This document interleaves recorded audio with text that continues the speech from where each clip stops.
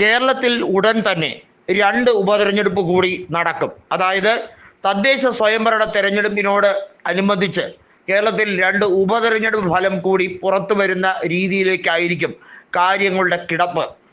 അത്തരത്തിൽ CPI-യിൽ നിന്ന് 2 MLA-മാർ രാജിവെക്കാനുള്ള സാഹചര്യമാണിപ്പോൾ നിലവിൽ നിൽക്കുന്നത്. പട്ടാമ്പി MLA ആയിട്ടുള്ള മുഹമ്മദ് മൂസിനാണ് അതിൽ ഒരു MLA. മുഹമ്മദ് മൂസിനെ സംബന്ധിച്ചിടത്തോളം അദ്ദേഹം KE ഇസ്മായിലിൻ്റെ ഒരു അനുയായി കൂടിയാണ്. മൂസിൻ കൃത്യമായും പഴയ JNUവിൻ്റെ നേതാവായിട്ടുള്ള കനയ്യകുമാറിൽ ആകർഷണനായിട്ടുള്ള ഒരു വ്യക്തിയാണ്.